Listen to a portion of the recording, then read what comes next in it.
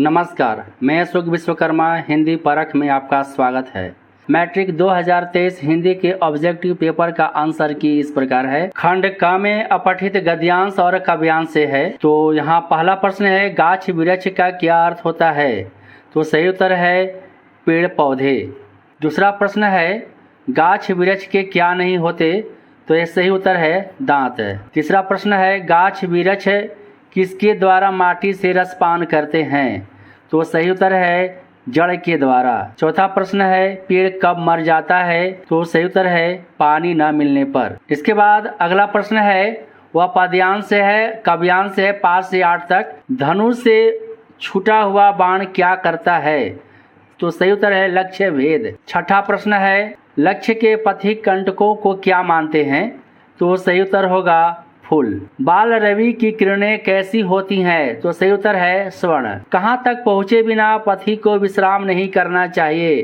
तो दूसरा विकल्प सही है, वह है लक्ष्य। इसके बाद खंड ख व्याकरण से है। 9वां प्रश्न है, जिस वाक्य में कर्ता और क्रिया उपस्थित हो वह कौन सी क्रिया होती है?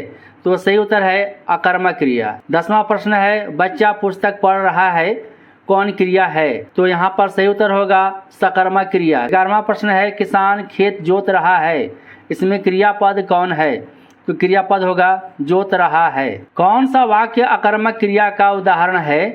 तो सही उत्तर होगा रमेश हंस रहा है। 13वां प्रश्न है, अंबर का एक अर्थ होता है, यह अनेकार्थी शब्द का है। अनेकार्थी में क्या होता है?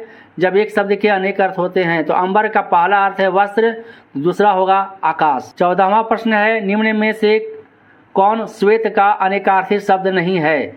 अनेकार्थी शब्द नहीं है कह रहा है, तो सही उत्तर है श्याम। 15वां प्रश्न है, निम्न में कौन सा शब्द समुच्चय बोधक अव्यय है?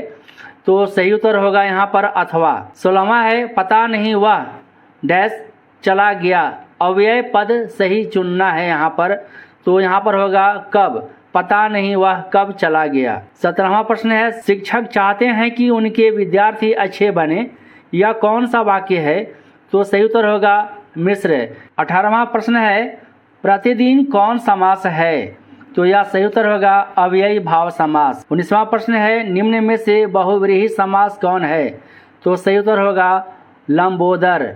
लंबा है उदर जिसका, यानी गणेश, जिसमें तीसरा अर्थ होता है। 20वां प्रश्न है, पक्षी आकाश में उड़ेंगे, यह कौन सा वाच्य है? तो सही उत्तर होगा कर्तरी वाच्य। खंड ग पाठ्य पुस्तक से है। प्रस्तुत पठित गद्यांश को पढ़कर नीचे दिए गए प्रश्नों में से सही विकल्प का चयन करना है। यहाँ पर गद्यांश दिया हुआ है, पाठ्य पुस्तक बाल गोविंद भगत से लिया गया है। यहाँ पर 21वां प्रश्न है, बाल गोविंद भगत का बेटा कितना था? तो सही उत्तर होगा एक, इकलौता बेटा था बाल गोविंद भगत का। 22वां प्रश्न है, बाल गोविंद भगत का बेटा कैसा था? तो सही उत्तर होगा सुस्त और बोधा सा। इसके बाद यह भी गद्यांश से है, पाठ्य पुस्तक से है। फादर बुल्के की मृत्यु किस रोग से हुई? तो सही उत्तर होगा जहरबाद से, यानी गैंग्रीन से। 24वां प्रश्न है, विधान का क्या अर्थ होता है? तो विधान का अर्थ होता है नियम। इसके बाद आपका है पद्यांश से है। 25वां प्रश्न है, गोपियों की दशा किस पक्षी की तरह हो गई है? तो सही उत्तर होगा हारिल। यहाँ नंद नंदन किसे कहा गया है? तो नंद नंदन कृष्ण को कहा गया है। पद्यांश किस कविता का अंश है? तो सही उत्तर होगा उत्साह। कवि बादल को क्या घेरने को कह रहे हैं? तो सही उत्तर होगा पूरा आकाश। 29वां प्रश्न है, कैप्टन कौन था? तो सही उत्तर होगा चश्मा बेचने वाला। लेखक ने खीरा खाने से क्यों इनकार कर दिया था? तो सही उत्तर है आत्मसम्मान की रक्षा के लिए। बिस्मिल्लाह खां क्या बजाते थे? तो सही उत्तर होगा शहनाई। 32वां प्रश्न है, लेखिका यानी मनु भंडारी का बचपन किस शहर में बीता? तो सही उत्तर है अजमेर। परशुराम के गुरु कौन थे? तो सही उत्तर है पहला शिव। 34वां प्रश्न है, कवि नागार्जुन मैथिली में किस नाम से प्रतिष्ठित हैं? तो सही उत्तर होगा यात्री। मृग तृष्णा का अर्थ है? तो सही उत्तर होगा छलावा। 36वां प्रश्न है, मुख्य गाय की आवाज कैसी थी? तो चट्टान जैसी भारी। भोलानाथ के सिर में क्या थे? तो लंबी लंबी जटाएं। कभी कभी बच्चे किसका जुलूस निकालते थे? तो सही उत्तर होगा बारात का। 39वां प्रश्न है, जार्ज पंचम की लाट कहाँ स्थित थी? तो सही उत्तर है दिल्ली। गंगटोक नगर किस राज्य की राजधानी है?